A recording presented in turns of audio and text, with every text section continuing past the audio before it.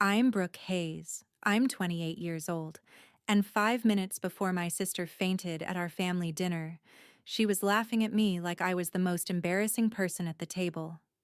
Not quietly, not in a joking way that could be brushed off later. She looked me straight in the face, in front of relatives passing mashed potatoes and apple pie around my parents' dining room, and asked how long I planned to keep pretending random freelance design gigs were a real career. A few people gave those awkward little laughs people make when they know something is cruel but don't want to be the first one to say it. My parents said nothing. They just stared down at their plates like silence was a family tradition. That was the part that hurt worse than the insult. I had spent years swallowing comments like that, letting everyone call it sibling rivalry, letting her turn every small win of mine into a punchline. But that night, I had something in my purse she didn't know about. Something official. Something printed in color. Something with a company logo, a salary number, and my name on it. So when she smiled and said no major company would ever take me seriously, I put my hand flat on the table and hit it hard enough to make every fork jump. Then I reached into my bag, pulled out the envelope, and slid it into the center of the table. I didn't yell. I didn't cry. I just said, "Then look at this." She grabbed it with that same smug look she always wore when she thought she was about to embarrass me. But as her eyes moved across the paper, her fingers started shaking, her face went pale, and before anyone even understood what she had seen, she collapsed back into her chair like the truth had knocked the air out of her. But the paper was only the beginning. Before I tell you what was inside that envelope, what she had secretly done to stop me from getting it, and why my parents finally stopped protecting her that night, tell me this. What time is it for you right now, and where are you watching from? I want to know how far this story travels before the truth catches up with her. The Sunday dinner started the way every Sunday dinner at my parents' house in Naperville always started, with too much food, too many relatives talking over each other, and everyone pretending the uncomfortable things in our family did not exist as long as the chicken was warm and the apple pie looked homemade. My mother, Patricia, had made roasted chicken and mashed potatoes. My father, Greg, kept refilling glasses of iced tea like that was his official job. My Aunt Linda brought green beans with almonds. Uncle Mark showed up with corn on the cob wrapped in foil, and my cousins were already arguing in the living room about football before we even sat down. It was the kind of middle-class suburban Illinois family dinner that looked sweet from the outside. Potluck dishes on the counter, kids running through the hallway, someone asking if the Bears would ever have a normal season, someone else laughing too loudly at a joke that was not that funny, and me sitting there with a sealed envelope in my purse, trying to keep my hands calm. I had planned this moment carefully. I was not going to announce it right away. I wanted dinner to settle first. I wanted everyone to have a plate, to be relaxed, to be looking at me when I finally told them I had accepted an offer from Lumina Brands as a brand marketing manager. It was the kind of job I had dreamed about since college. A real corporate role, a respected brand, a salary that made me feel like all the late nights and rejected applications had finally meant something. But across the table, Riley was already watching me like she could smell good news before I said it. My younger sister had always had a gift for turning a room toward herself. She was 26, worked in sales, and talked about her job like she was closing million-dollar deals every week, even though I knew from things she had accidentally said that most of her months ended with missed quotas and excuses. Still, that never stopped her from bragging. Halfway through dinner, she started telling Uncle Mark about some client she claimed was definitely going to sign next week. Her voice got louder with every sentence. She said her manager trusted her with the important accounts now. She said sales was not for sensitive people because real jobs required pressure. Then she looked at me. Not directly at first, just a sideways glance over her fork, like she was setting the trap. Aunt Linda asked me how work was going, and I smiled, keeping my voice casual. I said it had been busy, that I had wrapped a branding package for a local wellness company and was working on a product mock-up project. Riley gave a little laugh into her water glass. It was small enough that she could deny it, but loud enough for everyone to hear. Then she said, "Brooke, do you ever get tired of saying project instead of job?" The table went quiet for maybe 2 seconds. Then my cousin Ethan gave one of those uncomfortable coughs people use when they wish they were invisible. I looked at Riley, waiting to see if she would pull back. She did not. She leaned forward like she had been waiting all week for this. "I am serious," she said. "Freelance sounds cute when you are 22, but at 28, do you not want something stable? Something with health insurance? Something where people actually expect you to show up?" My mother glanced at me and then looked down at her plate. My father suddenly became very interested in the corn. I felt the old, familiar heat rise in my chest. Not because Riley had said something cruel. She had said cruel things before. What hurt was how rehearsed everyone else was in ignoring it. They had turned my humiliation into background noise. I said I was doing fine. Riley smiled wider. "Fine is what people say when they are barely paying rent," she said. A few people shifted in their seats. Aunt Linda said, "Riley, maybe not at dinner." But Riley waved her off like she was just being honest. She said she worried about me. That was her favorite trick. She could say the ugliest thing in the room as long as she wrapped it in concern. She asked how much I had made that month. When I did not answer, she laughed and said, "See, that is what I mean. If it was impressive, you would just say it." My mother whispered, "Girls, not tonight." But she said it so softly that it was not a boundary. It was a suggestion. Riley ignored it.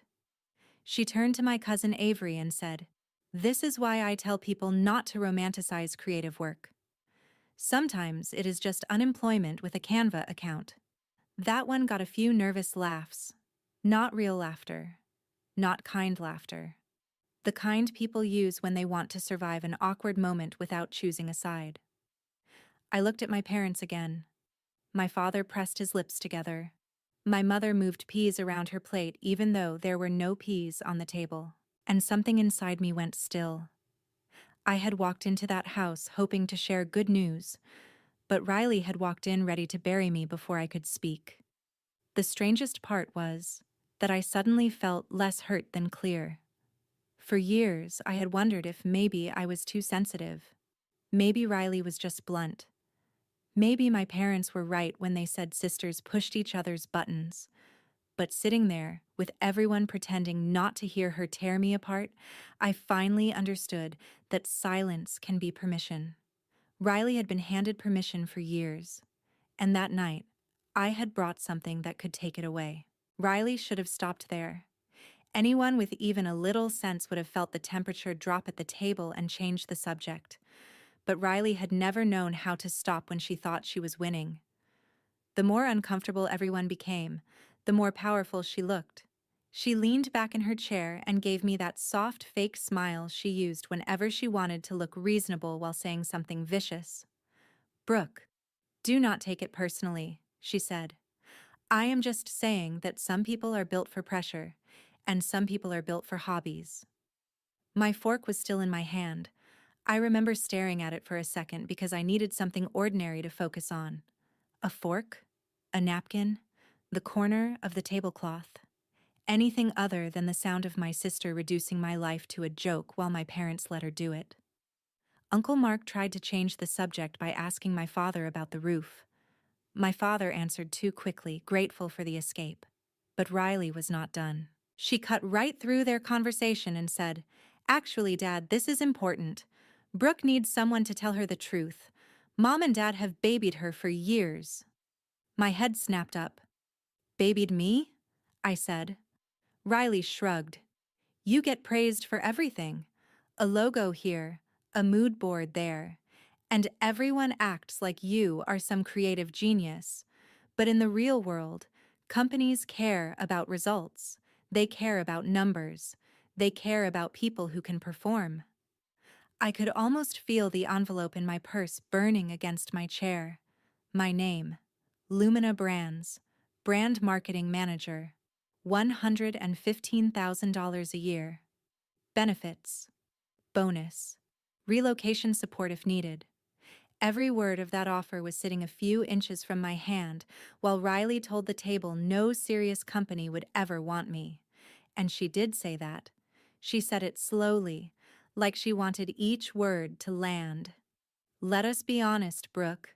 No major company is looking at someone who has been floating around doing freelance scraps. You are probably going to stay entry-level forever, if you even get in.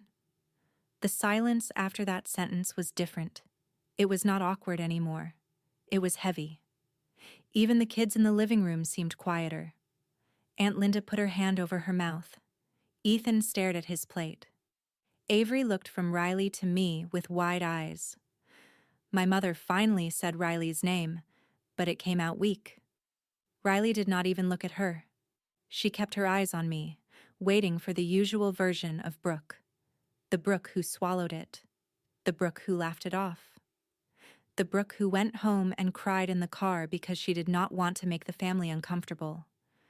But that Brooke was not available anymore. I turned to my parents. I gave them one last chance. Not with words, just a look. A look that said, "Are you really going to let her say this? Are you really going to sit there again?" My father looked away first. My mother's eyes filled with something like guilt, but guilt without action is just decoration. That was when I put my palm flat on the table and slammed it down. The sound cracked through the dining room. Forks jumped. A glass rattled. The conversations in the next room stopped completely. Riley flinched, and for the first time that night, her smile broke. I did not raise my voice. I did not need to. I said, "So that is what you think?" Riley blinked. "Brooke, calm down." "No," I said. "You wanted the truth at dinner. Let us have the truth at dinner." My mother whispered my name like she was afraid of what I might do, but I was already reaching down into my purse.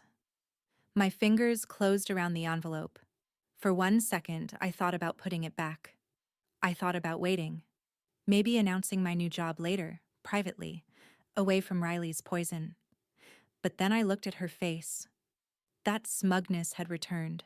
Not fully, but enough. She still thought I was reacting emotionally.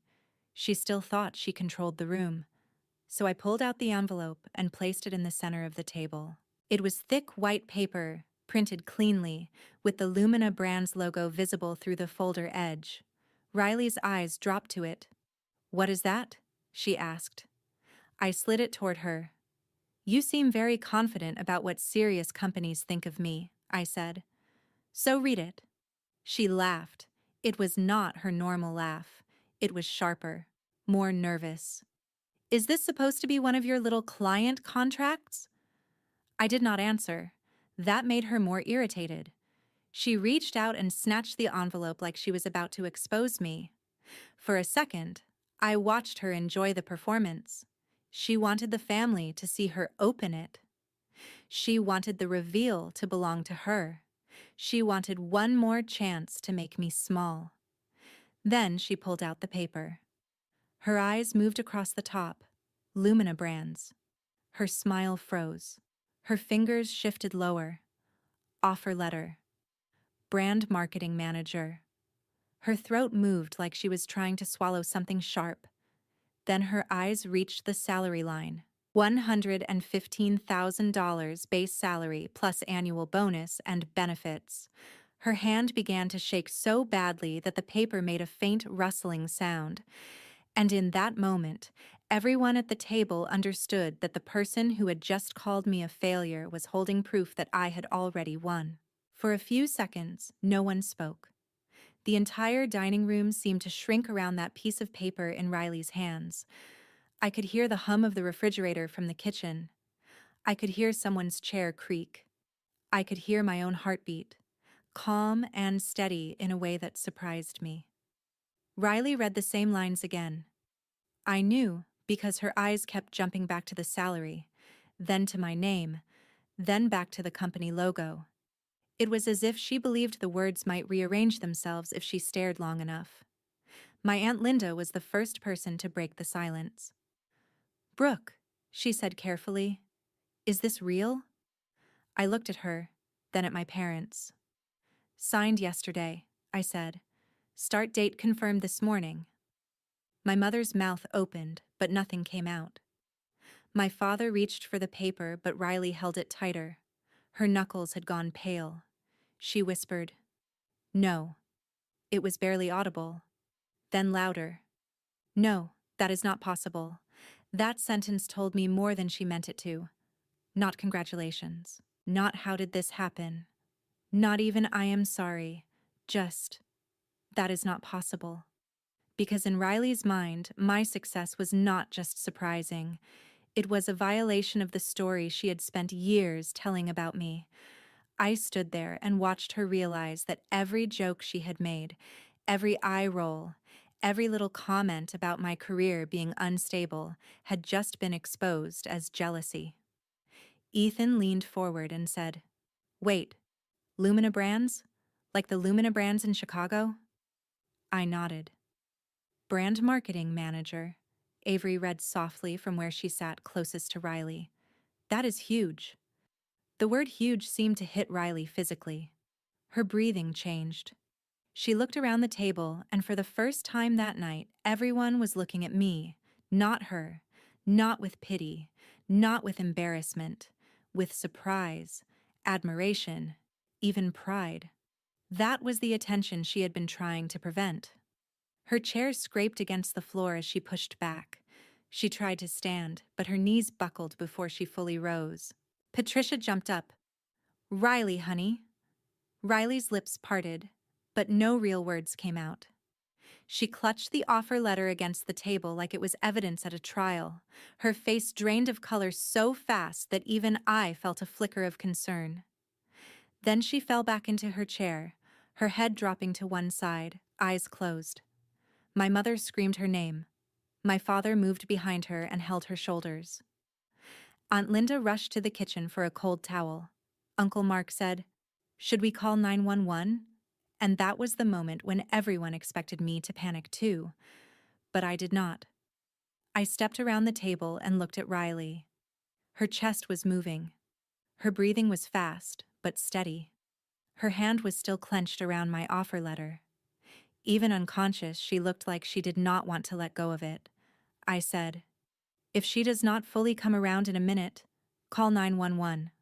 But before she starts telling a different story, you all need to understand why this hit her so hard." My mother snapped her eyes toward me. "Brooke, what does that mean?" I did not answer right away. Aunt Linda pressed a cold towel against Riley's neck, and within seconds Riley stirred. Her eyelids fluttered. She made a small sound, not pain, not fear exactly. More like a person waking up inside a nightmare she created herself. My father said, "Riley, can you hear me?" She nodded weakly. Then her eyes found mine. The look in them was not confusion. It was terror. That was when I knew she knew what was coming. Because the job offer was not the only secret in that room. It was just the first visible piece of a much uglier pattern. My mother was still crouched beside her, stroking her hair, whispering that everything was okay. I almost laughed at that. Everything was not okay. Everything had not been okay for years. Riley had been poisoning my name in small, careful doses, and my parents had mistaken the symptoms for sister drama. I reached for my phone. Riley saw the movement and tried to sit up straighter. "Brooke," she said, her voice thin and shaky. "Do not." That was the wrong thing to say. Because until that moment, some people might still have believed she was only overwhelmed. But do not is not what an innocent person says when evidence is about to appear. My father's hand slowly dropped from her shoulders. Aunt Linda looked at me. "What did she do?" she asked. I unlocked my phone, opened the folder I had created that morning, and connected it to the small, smart display my parents kept on the sideboard for family photos and recipes. The screen lit up. Riley stared at it like it was a loaded weapon. I said, "You all saw what she said about me tonight.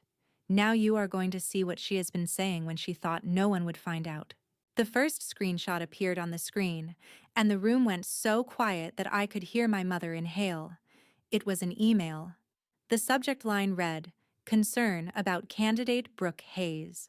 The sender address was anonymous, one of those cheap accounts people make when they think cruelty becomes safer if they hide behind a fake name. I let everyone read the first few lines before I spoke. The email said I was unreliable. It said I missed deadlines, exaggerated my experience, and had a pattern of becoming difficult when people gave me feedback. It said I would strongly reconsider trusting her with a serious brand role. My father frowned. "Who sent that?" he asked. I looked at Riley. She was staring at her lap now. I said, "That email was sent to the recruiter at Lumina Brands during the final round of my interview process." My mother's hand flew to her mouth. "During your interview?" I nodded. The recruiter forwarded it to me after I signed the offer. She said they were not influenced by it because my references, test project, and interviews were strong, but she thought I should know someone had tried to interfere. Uncle Mark muttered something under his breath. Aunt Linda stepped closer to the screen. "How do you know it was Riley?" she asked, not accusing me, just needing the full truth. I had expected that question. I tapped to the next screenshot. It showed the email attachment details. A PDF had been attached to the message, supposedly listing complaints about me. The file name was not professionally hidden. It said Brooke Notes Final, and under Document Properties, the author name was still saved as Riley Hayes MacBook. A sound moved around the table, not quite a gasp, not quite a groan, but something heavier than both. Riley closed her eyes. I said, "She did not even know enough to scrub the file metadata." Ethan, who worked in IT, leaned forward and said quietly, "That is possible. If she made the PDF from her own laptop and did not remove the author info, it would show up like that." Riley suddenly lifted her head. "Anyone could have used my computer," she said. Her voice was small but sharp. It was the same tone she used as a kid when she had been caught taking something and still wanted everyone to believe there was another explanation. I nodded. "I knew you would say that." Then I opened the next image. It was a screenshot from the family group chat from 3 weeks earlier. Riley had written, "Some people are about to be humbled when they find out pretty portfolios do not equal real jobs." Beneath it, she had added a laughing emoji. My mother whispered, "Riley," but I kept going. I showed another screenshot. Riley had written, "I feel bad for companies that hire based on vibes." Then another. "Imagine being almost 30 and still hoping a brand notices you." Each one had been posted while I was in the final interview stages. I had said nothing then. I had pretended not to see them. But I had saved every single one. Riley's face had turned gray. She looked at our parents and said, "I was venting. That is all." I did not know she was applying there. I gave a humorless laugh. "You did not know?" I tapped to the next screenshot. This one was from a text Riley had sent me 2 months earlier after seeing my portfolio update online. She had written, "Lumina is not going to care about your little redesign mock-ups, but good luck, I guess." I let the room sit with that. Then I said, "You knew the company, you knew the role, you knew the timing, and you sent a fake warning to the recruiter because you were scared I might actually get it." Riley's eyes filled with tears, but they did not soften me. I had seen too many of her tears arrive exactly when accountability entered the room. My mother stood slowly. "Did you do this?" she asked. Riley shook her head, but the movement was weak. "Mom, I was just worried." "Worried?" I repeated. You told a recruiter I was unprofessional. You tried to make a company reject me before they even gave me a chance. Riley looked at me then, and for 1 second the mask slipped. Anger flashed across her face. You always act like you are better than me, she said. There it was. The truth, pushing through the lie. I asked her, better than you? Or just harder to destroy than you expected? She started crying harder. My father's expression changed in a way I had rarely seen. Not loud anger, not yet. Something worse. Disappointment that had finally found a target. He said, Riley, did you send the email? Riley covered her face. She did not answer. And in a family like mine, where people had spent years explaining away the obvious, silence had always protected her. But not that night. That night, her silence finally sounded like a confession. Aunt Linda stepped back from Riley like she did not know who she was looking at anymore. Avery said, Brooke, is there more? I looked at Riley, then at my parents. Yes, I said. That was only what she sent to strangers. Now let us talk about what she sent to the family. I opened the folder labeled Family Chat, and Riley immediately said my name again. Not angrily this time, begging. Brooke, please. I had heard that tone before. She used it whenever the consequences got close enough to touch her. But I had spent too many years protecting the feelings of the person who kept hurting me. I tapped the first screenshot. It showed the family group chat from January. Riley had posted a picture of her sales conference badge with the caption, Some of us actually have careers that require planes, meetings, and real clients. Under it, she had written, Not everyone can stay home making beige logos and call it a hustle. A few relatives had reacted with laughing emojis. No one looked proud of that now. I tapped the next one. In February, after I landed a contract with a boutique food brand, Riley had written, It must be nice to get applause for temporary work. I tapped again. In March, she wrote, Freelance is just unemployed with better branding. This time, Aunt Linda turned to the others and said, We all saw these? No one answered. That was answer enough. I looked at the table. Some faces were ashamed. Some were defensive. Some were shocked, though I could not understand how. The cruelty had been there in writing. They had just chosen to treat it like entertainment. I said, Every time she posted one of these, someone told me to ignore it. Someone said she was just joking. Someone said I needed thicker skin. But you were not the ones being turned into the family joke. Riley wiped her face. I did not think it was that serious, she whispered. I said, You never think anything is serious when I am the one paying for it. Then I opened the next screenshot. This one was not from the family chat. It was an email forwarded to me by my ex-boyfriend months after we broke up, after he heard I was applying for bigger roles and wanted to apologize for believing things too quickly. Riley had written to him from her own account, pretending to be concerned. She told him I was not loyal. She said I was using him for emotional support while chasing attention from men in creative circles. She said, I am only telling you because I think you deserve to know who Brooke really is. I watched my mother read the words. Her face crumpled. My father said, Riley, tell me that is not real. Riley looked down.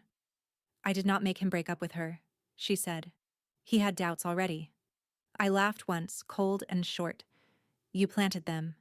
Then you watered them. Then you acted surprised when something died. Uncle Mark shook his head. That is low, he said. Riley snapped at him. You do not understand what it is like being her sister. Everyone thinks Brooke is so talented and so calm and so put together. Do you know how exhausting that is? The room stared at her. For once, nobody rushed to comfort her. I said, Being insecure is not a license to lie. She turned on me then, tears running down her face. You always had something. Scholarships. Teachers liked you. Clients liked you. Mom and Dad bragged about your art when we were kids. I had to fight for attention. I had to sell myself every day. And even then, everyone still asked what Brooke was doing. My father spoke quietly. So you tried to ruin her job? Riley shook her head, but she was not denying it anymore. I just wanted people to see she was not perfect. I said, you did not want people to see I was not perfect. You wanted people to see me as less than you. There is a difference. Then I opened the last folder. This one I had almost not brought. Not because Riley did not deserve it, but because my parents did. The screenshot showed a Venmo transfer from my father to Riley for $2,000. The note said Chicago interview trip. My mother looked confused at first. Then she went still. Greg, she said. That was the money from the house repair account. My father's jaw tightened. Riley said she had 2 interviews downtown and needed a hotel, gas, clothes, and preparation expenses. I tapped to the next image. It was Riley's own archived Instagram story from that same weekend. A blurred casino floor, a cocktail with a tiny umbrella, a caption that said, "Vegas owes me nothing." Avery whispered, "Oh my God." Riley started sobbing again. I was stressed. I needed a break. My father stood so quickly his chair scraped back. A break? You told us you were trying to get a better job. You told us you needed help. Patricia's voice shook. We worried about you. We thought you were finally trying to move forward. Riley said, I was going to pay it back. I swear. No, I said. You were going to keep taking until somebody stopped you. And you thought nobody would stop you because nobody ever has. That sentence landed hardest on my parents. I could see it. My mother pressed one hand to her chest. My father looked older than he had 10 minutes before. Aunt Linda said softly, this was not one mistake. This was a pattern. Riley looked around the room, desperate now, searching for the old exits. Sympathy, confusion, tears, blame Brooke for being dramatic. But every door was closing. She finally broke. Fine, she said. Fine. I sent the email. I posted the messages. I should not have done it. But none of you get it. I just wanted people to look at me for once. Her voice cracked on the last word.